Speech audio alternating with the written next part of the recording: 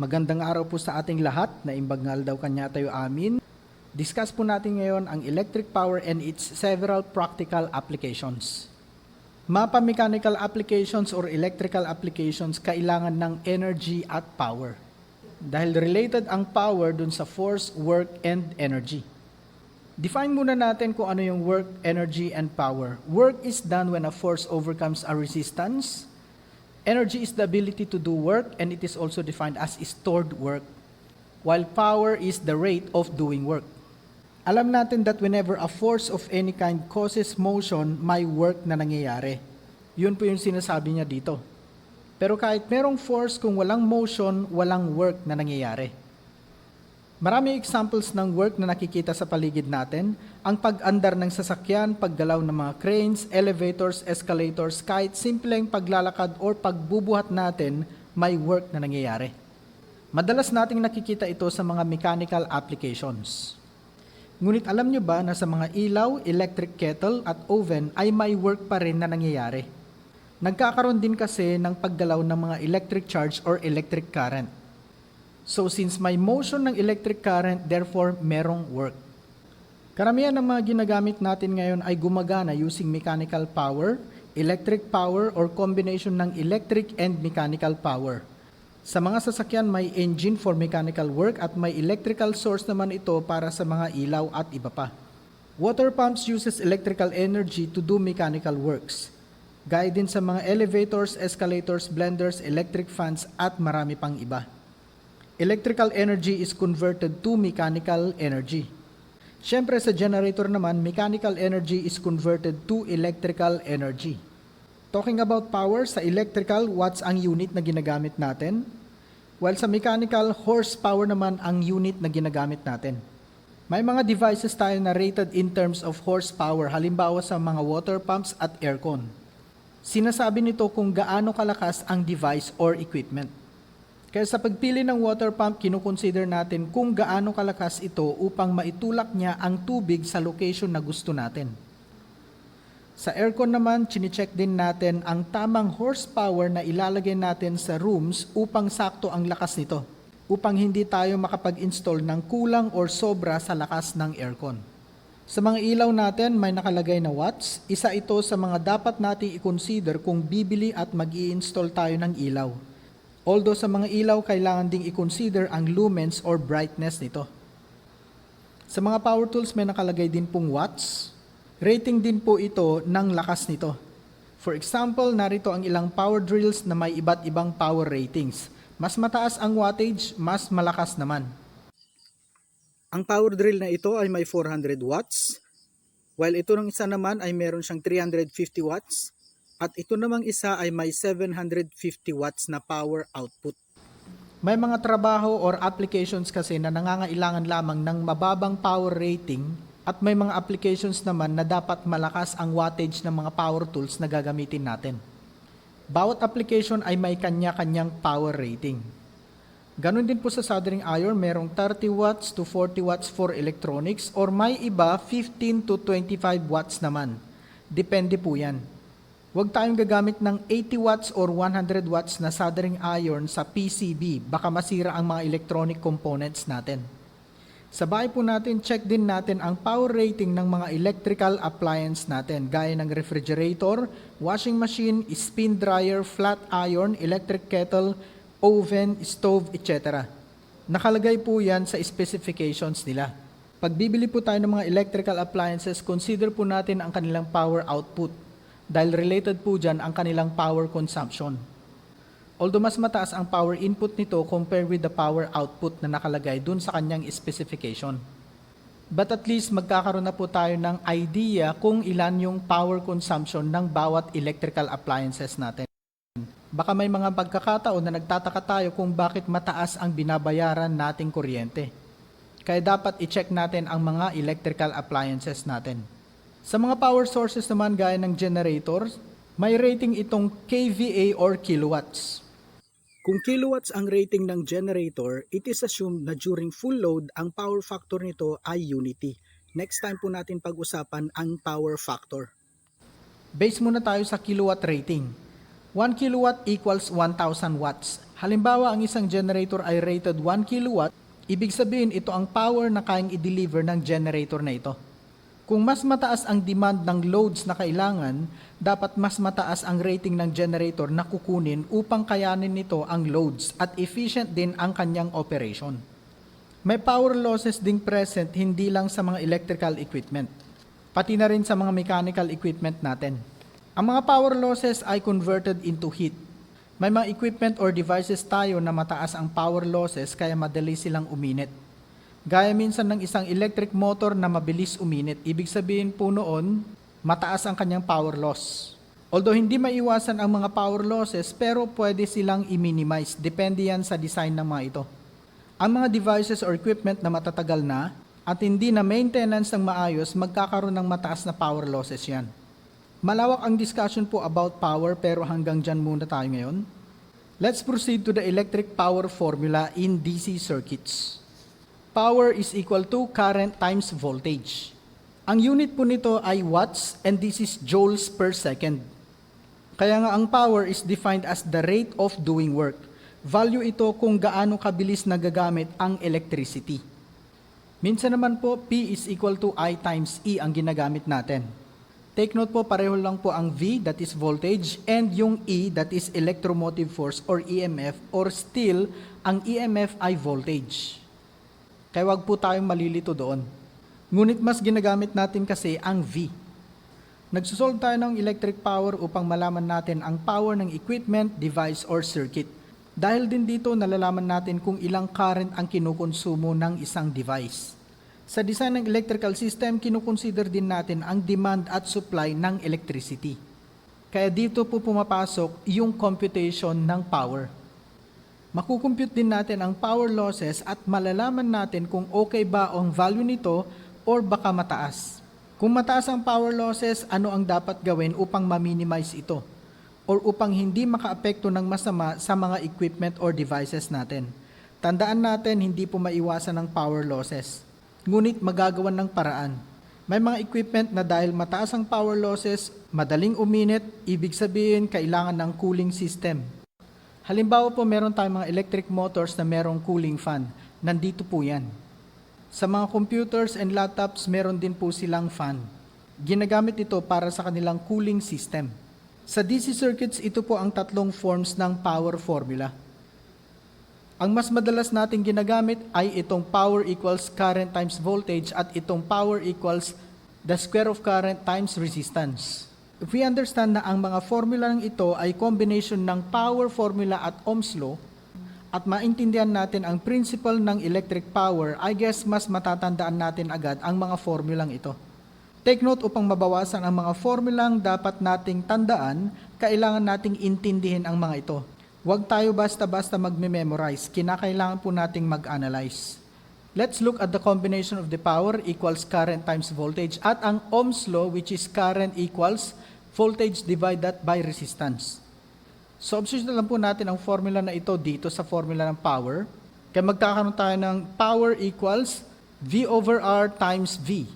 Multiply natin itong dalawang voltage, magkakaroon po tayo ng V squared all over R. Ito po yung pinanggalingan ng formula na ito. Sinubstitute lang po natin itong Ohm's law dito sa power formula. Ang gawin naman natin, cross-multiply po natin ang resistance dito sa tabi ng current, kaya magkakaroon tayo ng voltage equals current times resistance. Substitute naman po natin ito dito sa power formula, so magiging power equals current multiply that by current times resistance. I times I, magkakaroon po tayo ng I squared. Kaya ang power formula natin ngayon ay magiging power equals the square of current times resistance or I squared R. Ito naman po yung pinanggalingan ng formula natin. Kaya nga ang tatlong formula na ito ay combination lang po ng Ohm's law at power formula. Explain natin kung kailan natin gagamitin ang mga formula na ito. Ang power equals current times voltage ay ginagamit upang masolve agad ang power kung ang available na given ay current at saka yung voltage. Kung ang given naman ay ang current at saka resistance, ito naman po yung gagamitin nating formula. And kung ang given naman po ay voltage at saka yung resistance, ito naman po ang gagamitin natin. Ibig sabihin, ang paggamit ng mga formula na ito ay nakadepende kung anong available na given nung problem natin. Pwede rin po natin gamitan ang mga formula na ito to determine the current, the voltage, or the resistance. Nakadepende rin po kung anong available na parameters ang given. Now let us solve sample problems. Unahin natin ito. What is the power used by an electric lamp that draws a 2.5 ampere from a 120 volts line? Power ang hinahanap po natin dito at makikita natin ang given po dito ay yung current at saka yung kanyang voltage. Ibig sabihin, ang gagamitin nating formula po dito ay P equals or the power equals current times voltage. Substitute lang po natin yung mga values. Current ay 2.5 amperes while the voltage is 120 volts. Therefore, the power is 300 watts.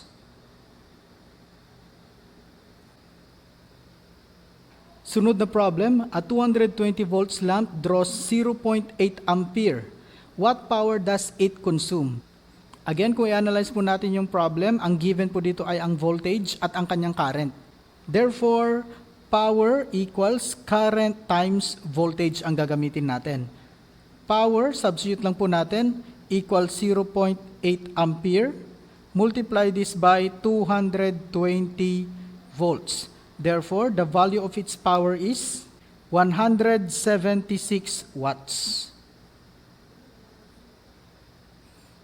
Next problem, a DC shunt motor takes 60 ampere at 220 volts. Determine the power consumed in kilowatts. So power pa rin po ang hinanap natin. Then ang given po dito ay ang kanyang current at voltage. Again, that is current times voltage ang formula na gagamitin natin to determine its power. Substituting the values, current is 60 amperes. Multiply this by 220 volts. This is equivalent to 13,200 watts. Ngunit ang sinasabi po ng problem natin ay in terms of kilowatts po. Take note, 1 kilowatt equals 1,000 watts. Ibig sabihin, convert lang po natin ito. 1 kilowatt is equal to 1,000 watts. Cancel out po yung watts. 13,200 divided by 1,000. This is equal to 13.2 kilowatts. Sunod na problem naman po natin, what is the power used in a 60 ohms generator field rheostat when the field current is 2 amperes? May encounter pa po natin ang problem na ito sa electrical machines na subject. Anyway, power pa rin po ang hinahanap natin dito. And kung i-analyze po natin yung problem, ang given po dito ay ang kanyang resistance at ang kanyang current. Therefore, ang gagamitin nating formula para mahanap natin kaagad yung kanyang power, that is I squared times R. Substitute po natin yung mga values. Ang current nito ay 2 amperes, square po yan. Multiply this by 60 ohms. Therefore, the power is equal to 240 watts. Sunod naman po nating problem. An electric heater has a resistance of 57 ohms. Find the power in kilowatts when the heater is drawing a current of 3.8 amperes. Power in kilowatts po yung hahanapin natin, ngunit hanapin muna natin yung kanyang value in terms of watts. Resistance and current po ang given dito. Therefore, we use I squared times R. P, the power equals 3.8 amperes squared, multiply this by 57 ohms.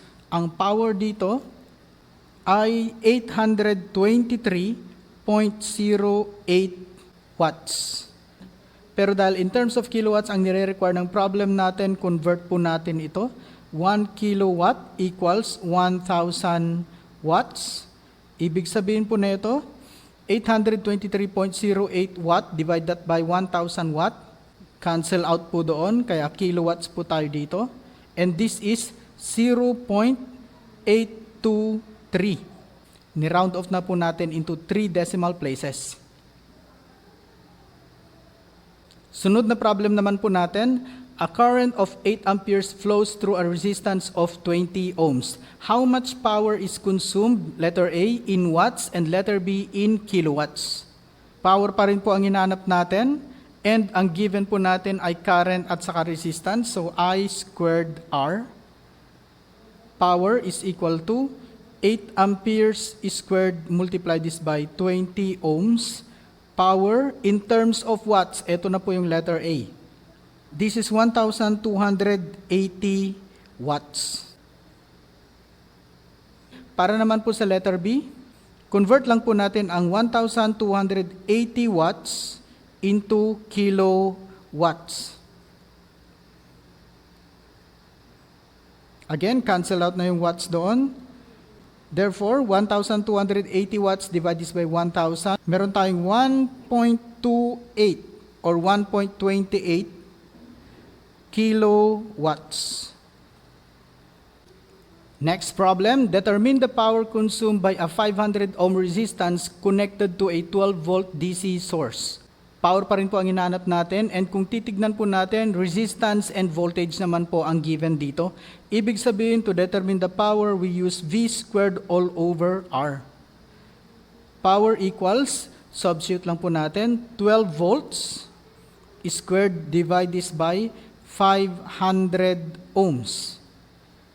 The power is equal to 0.288 watt.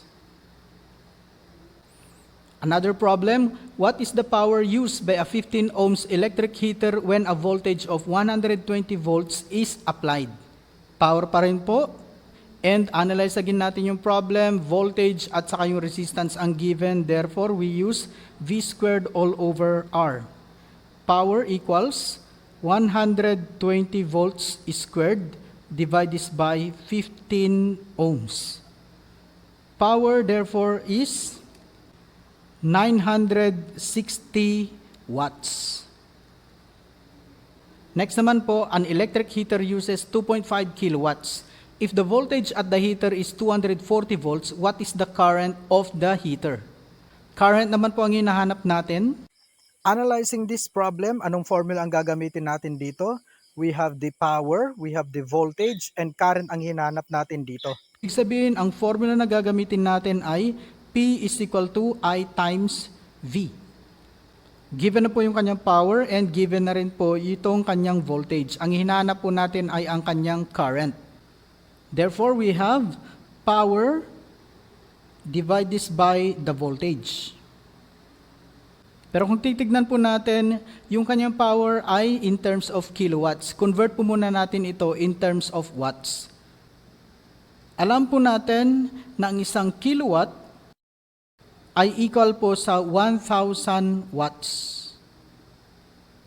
Cancel out po yung kilowatts dito. Ibig sabihin, we have 2,500 watts. Substitute lang po natin yung mga values dito to determine the current. 2,500 watts, divide this by 240 volts. Current is equal to 10.417 amperes.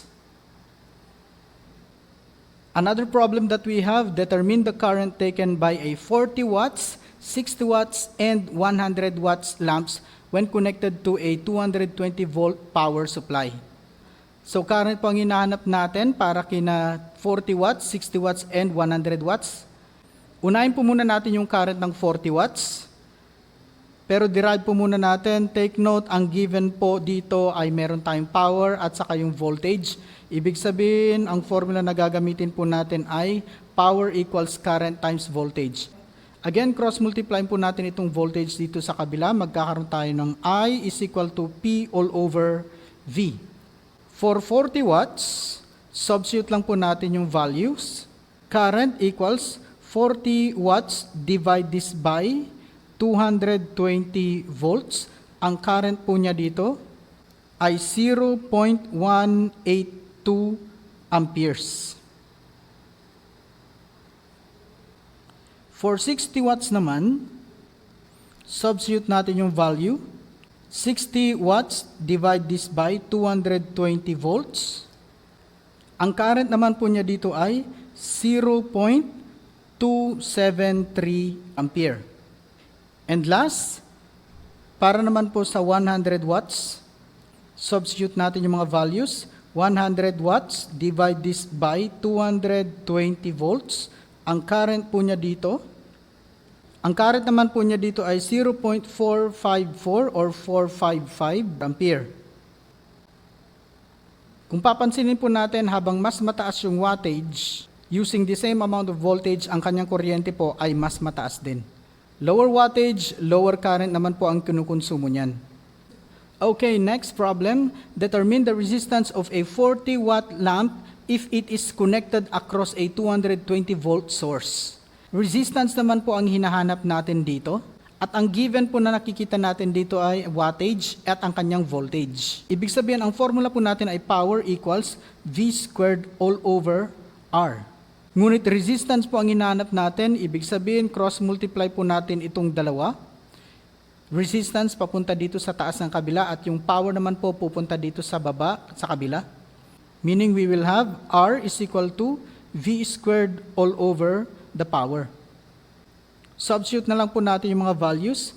R is equal to 220 volts squared po ito. Divide this by 40 watts. R is equal to 1,210 ohms. And we have our last problem. What is the resistance of a 500 watts load if it is connected to a 230 volts source? Resistance pa rin po ang hinahanap natin dito and given ang power at ang kanyang voltage. Ibig sabihin, mag-base pa rin po tayo sa formula na power equals V squared all over R. Cross-multiply po natin yung power at saka resistance sa magkabilaan. Resistance is equal to V squared all over the power. Substituting the values, we have 230 volts. Divide this by 500 watts. The resistance is equal to 105.8 ohms. Hanggang dito na muna tayo. Hopefully, meron po tayong natutunan, hindi lang po para sa pagkukompute ng mga problems, kundi pati na rin po dun sa applications ng electric power. Maraming salamat po sa panunood. Magandang araw po sa ating lahat. Na imbag na aldaw, kanya tayo amin.